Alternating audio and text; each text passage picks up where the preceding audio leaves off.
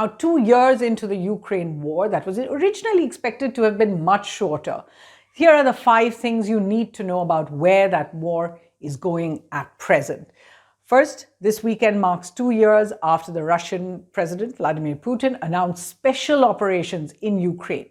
Now, if by March 2022, that's within a month, Russia had been able to occupy in all about 20% of Ukrainian territory by 2024, despite the military pushback, despite the support to Ukraine by Western countries, Russia still controls about 17% of it. And you can see on the map how these areas are ranged really to Russia's western flank and give it a bit of a buffer zone.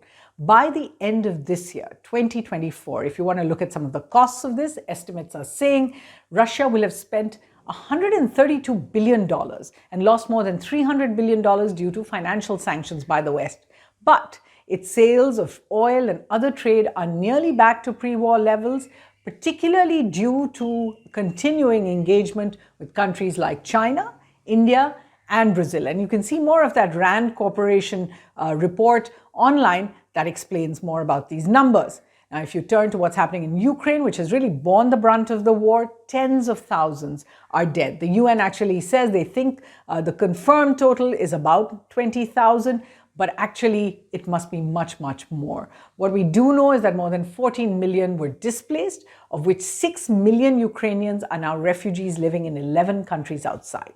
Cities, infrastructure, all destroyed. A constant pressure on the Ukrainian military resources. According to the Ukrainian Deputy Foreign Minister, Ukraine has already suffered $500 billion in losses in the war. It is now applying for the membership to the European Union. A NATO membership that was earlier looked like something Ukraine wanted may be a little more complicated.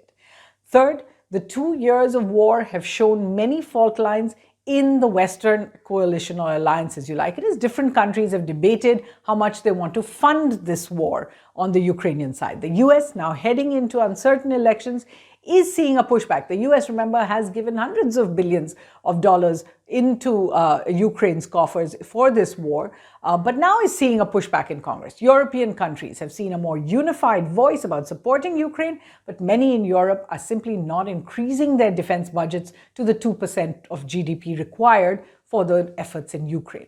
One obvious outcome we've seen is that Finland and Sweden have now joined NATO. Now remember, Russia has been complaining about the creeping expansion of NATO. And if you look at the map, you can see now Finland and Sweden are also part of the NATO alliance.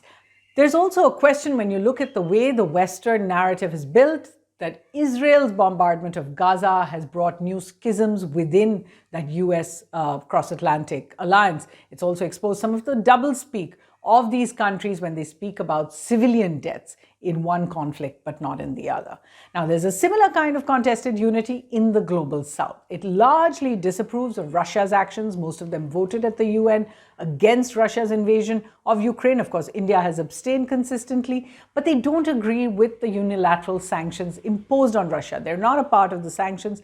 Neither do they believe the narrative that holds only Russia responsible for the war. Remember, at the G20 summit in India last year, the final joint statement actually didn't criticize Russia for the war in any way due to this global south consolidation.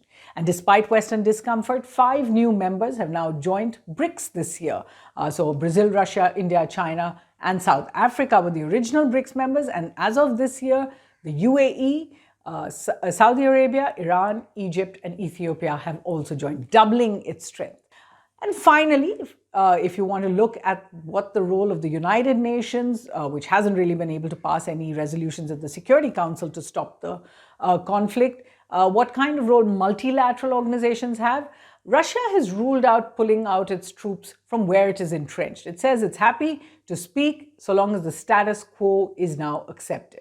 However, at Ukraine's request, Switzerland is actually planning a peace conference in the coming months. It has asked all countries, including India, to attend with an eye to possible mediators who can bring the Russian position closer to where the West wants it to be.